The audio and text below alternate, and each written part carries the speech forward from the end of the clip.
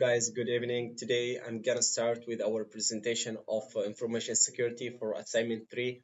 And now I will start with my first part. It will be introduction for purpose and scope. I want to start by talking about the purpose of our institute. Our goal is to promote and protect the Arabic language and culture worldwide. We give high quality Arabic education for all levels from beginners to the advanced learners. We also work to encourage culture exchange and increase awareness of our heritage. Another important goal is to support research in language and culture.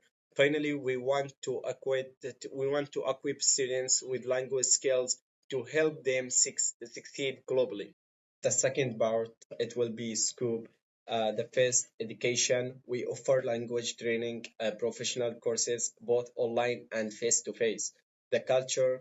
We organize seminars, guest lectures, and workshops. Research. We support studies in language and culture and publish academic work. Community. We build partnership, give scholarships, and do outreach. Global reach. We have international branches and certifications. Security. We protect student data, online classes, and financial transactions. Today, my part is about information security rules at the Global Arabic Institute. The main idea is simple: keeping information safe. Is not only the job for IT team. It's really important for everyone. So let's first one. Top management. Top management, the director and the board give support and approve the rules. Okay, so they also make sure people follow them. For example, before a new security policy is used, the director must approve it. Approve it. Yeah, like that. So number two, information security officer, the ISO. The ISO writes the security policy, checks for risks, and tells management about them. Yeah. He also follows students like NIST.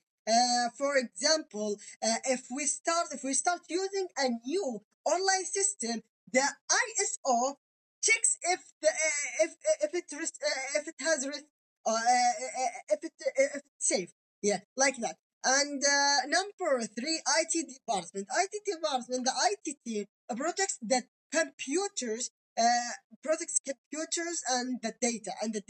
They use backups, and watch for problems. If something bad happens,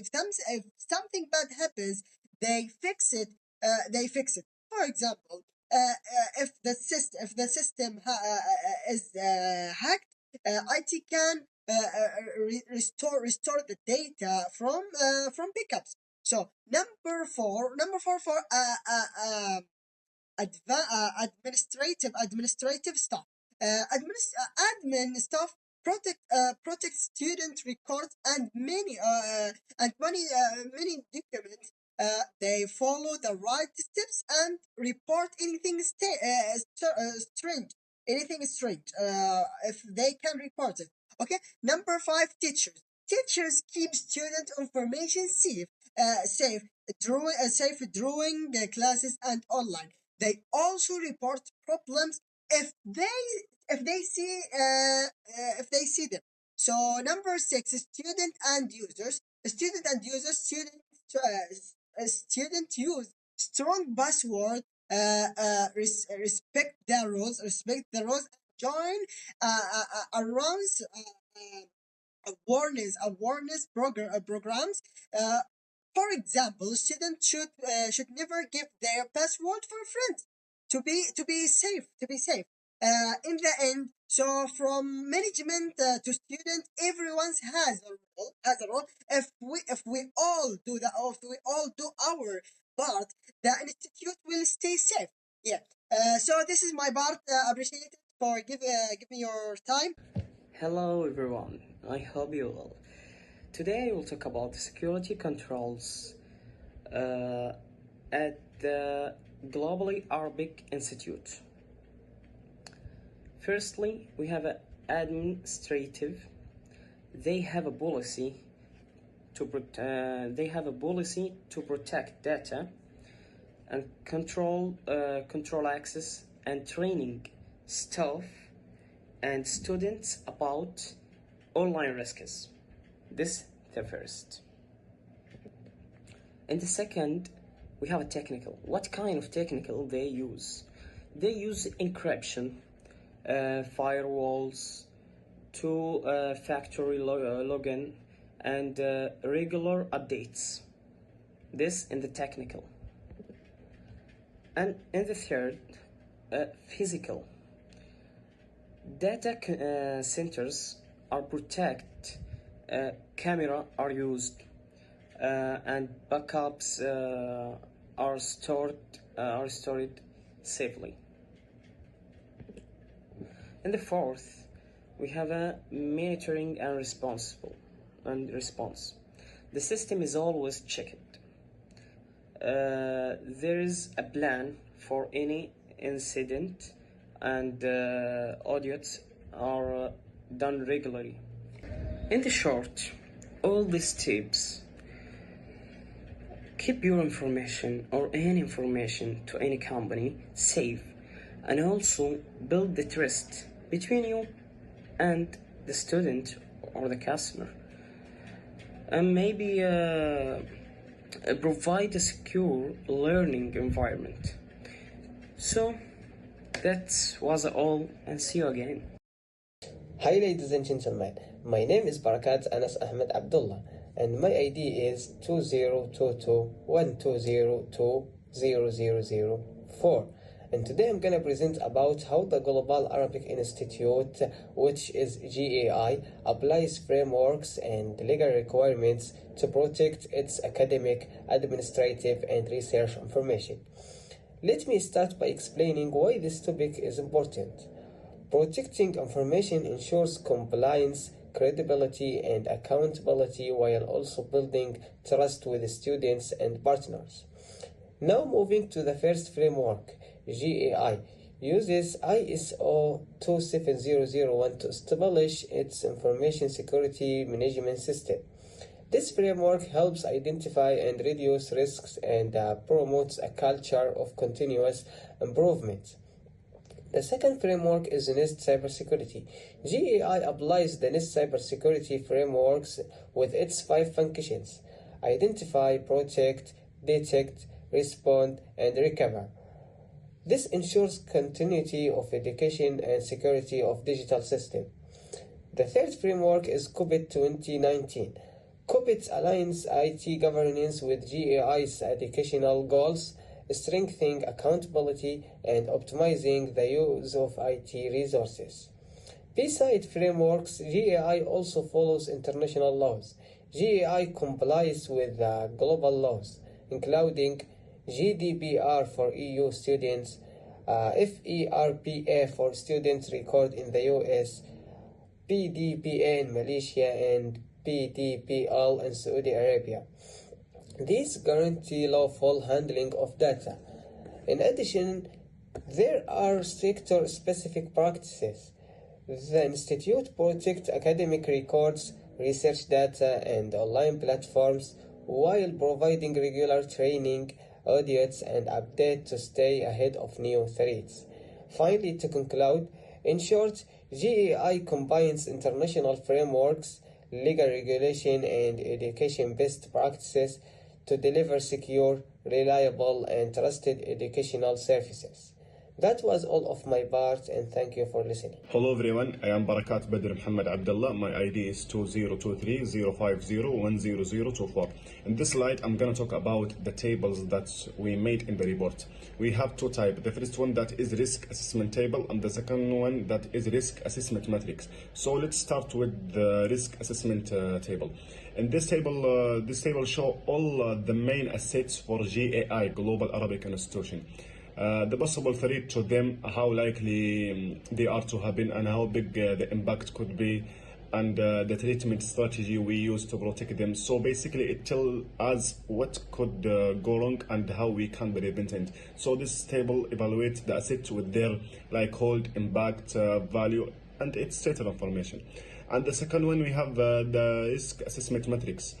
This is visual way to see the risks, and different companies may have different metrics depending on how risky their assets are. Some of them evaluate their risk are very high, some of them evaluate the risk as medium or low, so depending on each company.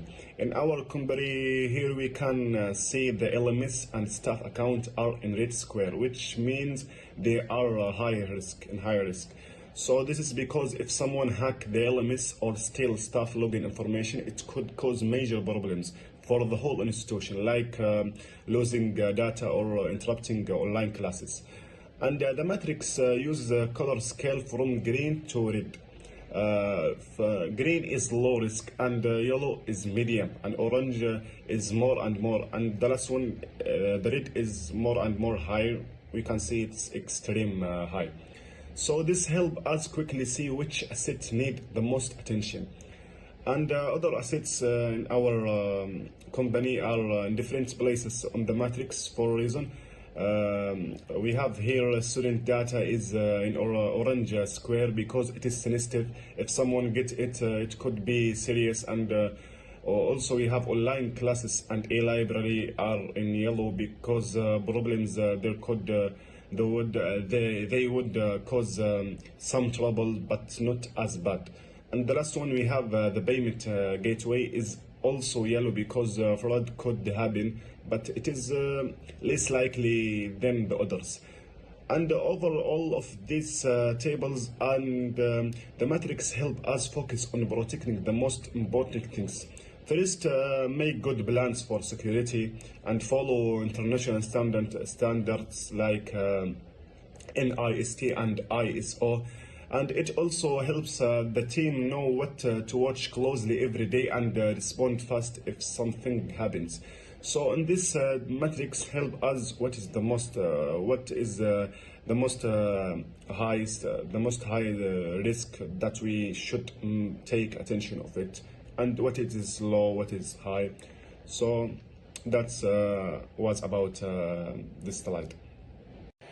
Now we have risk treatment plan. In this slide, I'm going to talk about how the institution treat the risk. So we have four main strategies or four steps that we must follow to treat our company risk. So number one, we have avoid. This means we stop doing the activities that create the risk. For example, we don't need to some student data like passport number, so we don't collect it.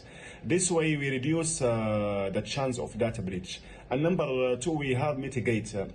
This is the most common method. That means we reduce the risk with the security controls. For example, we use multi-factor authentication for logins, we encrypt video classes, and we train the staff to avoid phishing attacks. And number three, we have transfer. This means we give the responsibility to another party. For example, we use cloud hosting with DDoS protection, or we use payment gateway instead of handling credit card ourselves. And also we can buy cyber insurance. Number four, the last step, that is accept. Sometimes if the risk is small or if fixing it is too expensive, we just accept it, but we still monitor it. For example, malware in student laptop, we cannot control it, but we accept. But also we tell the student to use activities. So the summary of this slide, we can see important risks are avoided and reduced. The two steps, the first two steps, that is avoid and mitigate, it is important risk, and medium risk, that is transferred, and the small risk that is accepted. So this help the institute stay safe, protect student data, and follow international standards. Now we have last slide before we end the presentation. In this slide, I'm going to talk about monitoring and review procedures. So at our company GAI, risk management is not done only one time. It is continuous process. So we always monitor our system to check network activity and system logs. And also we encourage staff and students to report any suspicious activity. Then we also do regular security audits. So these audits are done every 3 months, and once a year we invite independent auditors to check if we follow international standards. Then we have policies and risk are reviewed at least once a year, so or also after big incidents. So the information security officer prepares a yearly risk report for management. Then we have training and awareness are very important. So staff get continuous training on phishing, social engineering, and password safety. So students also attend a short workshop and get emails about new threats. And finally, we have when incident happens like phishing or system breach, we do review, learn from it, and update our policies. This creates feedback loop and make the institute stronger. And in summary, in this slide, these tips help GI detect threats quickly and keep policies updated and improve awareness and stay compliant with standards like NIST and ISO. Was our presentation. I hope you enjoyed with us. We also enjoyed with this presentation, and we appreciate your attention. Thank you for listening to us. Thank you so much.